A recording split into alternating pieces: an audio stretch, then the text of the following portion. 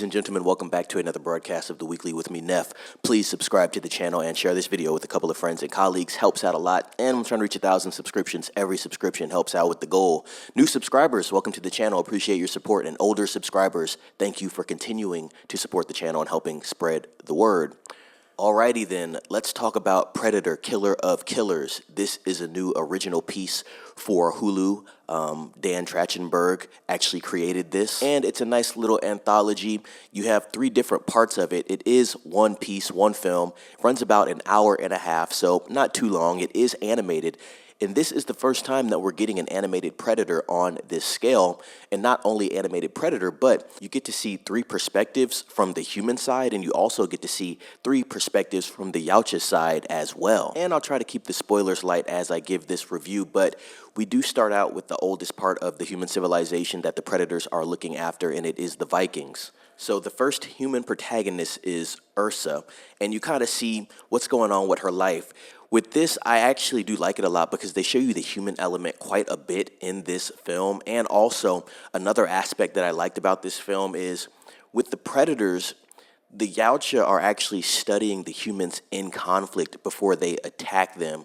Whereas when you watch a Predator that's live action, that's not necessarily the case. What you have is a Yautja on Earth or any other planet, and what they do is they study the human interaction. Now, this could be conversation, emotions, just how they think, how they operate psychologically as well.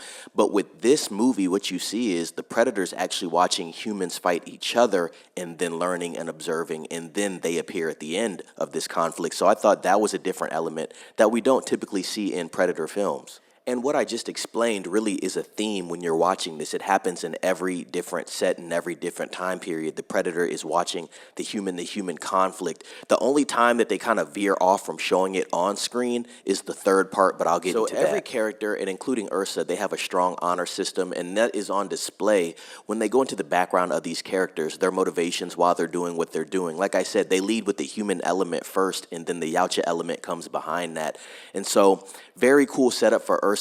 I really did like it. I thought it was a strong beginning of this film. It's something that I'd love to see live action, and I think it would work. I do think there are some people out there that would look at it negatively because this is the first story out of the first 3, and it is a woman really besting a lot of the male counterparts and rival clans, and I could just see people just holding on to that aspect of it without actually just watching it for what it is and accepting it for what it is. Now, I will say, because this is animated, there's a lot of things that happen that are really conveniences, to be quite honest. You know, it's not the most realistic if it were to be live action, and I think it'd be extremely hard to do this live action, but I do think the concepts are very good for this movie, and they are executed well for it being animated. The kills are pretty gruesome, very good creative kills, to be honest. It's always great when the Yautja appears. They give the Yautjas new tech as well, so you're going to see some weapons that you haven't seen in any live action Predator as well. Also, I know there's comics, so I know there's some backstory on some weapons there that we haven't seen. I may have spoke about some content regarding the events that happened after the Predators film in 2010 with Royce and Isabel, and just the tech that Royce gets his hands on and just the events that transpire. There's a lot of new stuff there that adds to Predator lore, so if you've never heard of that, check that out. But yeah, the character of Ursa is really tough, grizzled down. She's on the quest for revenge, an older Viking female leader. She has her son Sanders there. He's also her motivation. That's her lineage, right? I'm not going to spoil anything, but I think they wrap her story up very nicely. She does live on towards the end. I'll let you guys know that. And there's an element as well with the humans where after the humans do fight the Yautja, they are abducted from their time period and they are kept in stasis so they can live for centuries. And so the events happen with her character in 841 AD, right? And so once again, you know, once you realize that these people have been abducted, right? They're on a ship. They have these necklaces on their necks, right? Kind of like the Predator's way of containing them. And they're in solitude, but they're in solitude with each other. And then we go into the second part, which is 1609 in feudal Japan. And this is where we study the samurai. In my opinion, this is the best part of the film. I thought the connection was great. The human element was extremely good. A lot of honor there. Also, the progression of the story had intensity and it had intent. It was well done, and I think the best executed part of this film, and it made me buy into the project as a whole. So you have Kenji and Kiyoshi. They're two sons of a samurai warlord. The dad ends up dying. Tough dad, Japanese traditional father teaching him the ways of the samurai, right? And so you have one of the brothers come back, right? He's like a ninja for another clan at this point in time. He leaves and then comes back. And so the brothers have their conflict amongst each other. There's also some other players involved there, but not main characters. They're just side characters. Those are the cannon fodder for the Yautja that appears there. He's watching the brothers basically go back and forth. He's studying them, right, in the shadows and the camouflage tech that they have. And then, obviously, the war really starts. So the Yautja then appears, starts killing other people, right? The brothers have to team up and fight the Yautja by themselves. And then they have a nice one-on-one conversation towards the end, just in remembrance of their father and even a love for each other. So, like I said, I thought that part was the best. Kind of went through that sequence there quick for you without giving away too much. It's definitely something that you need to see for sure. And I do like how it really, to me, it felt like it tied in with that samurai from Predators. He was really not a samurai, but he was Yakuza, and he was in Predators, and he kind of went out in a strong way, going one-on-one with a Yautja in the fields on the preserve. And so it really reminded me of that as well, but you have two brothers, and you have the family element as well in them coming together. And so Kenji is abducted, and then he's held prisoner as well. So now you have Kenji and you have Ursa. They're both in containment. You see these two characters together in the same containment area. And then after that happens, we go from 1609 to 1942. This is around World War II. And he's like an aircraft mechanic in the U.S. Navy during these times, right? And at least that's how they portray his character. I guess he is a fighter pilot, and you see some of his skills later on in the story. And so he's really just kind of doing his thing on the ship. There is a conflict going on, obviously, in the Atlantic Ocean.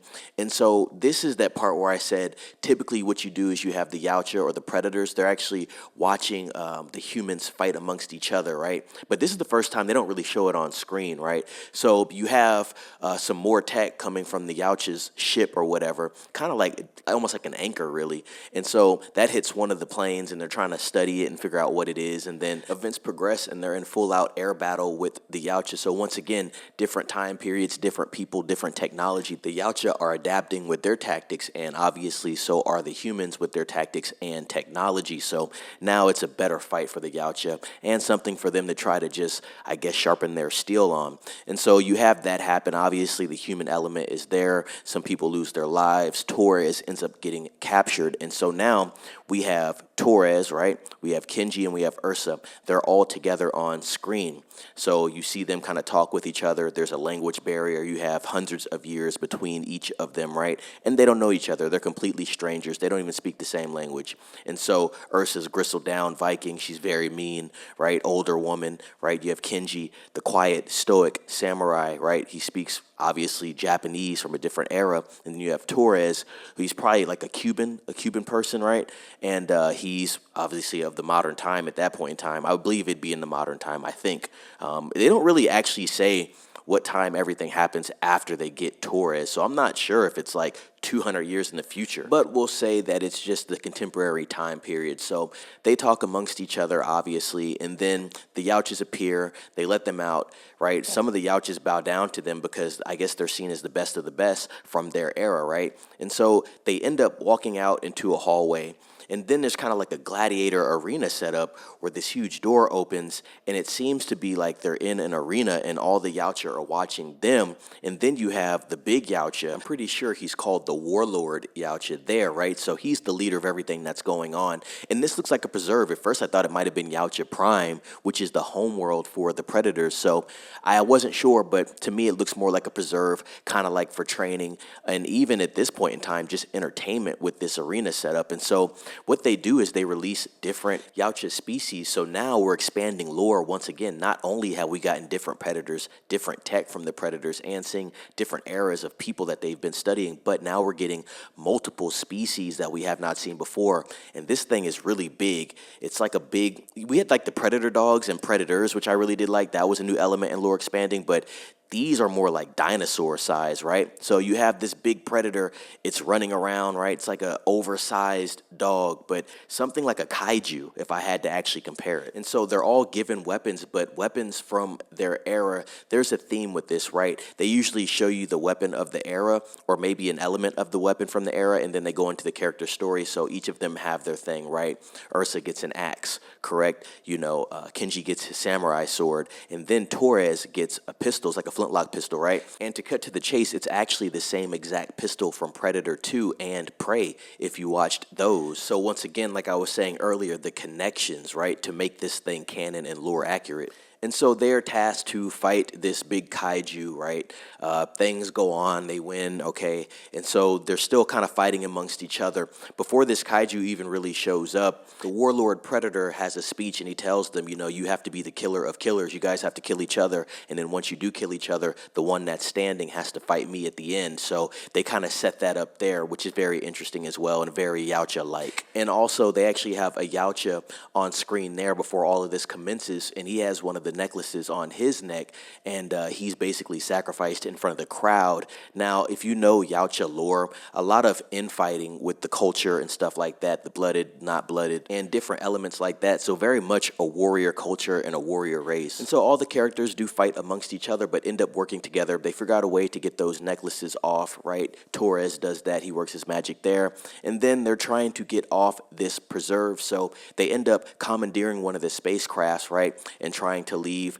Then obviously, the Predators are always prepared for this. They find a way to not just stop the spacecraft, but they kind of stall them, right? And so Ursa, she kind of sacrifices herself, but she doesn't kill herself.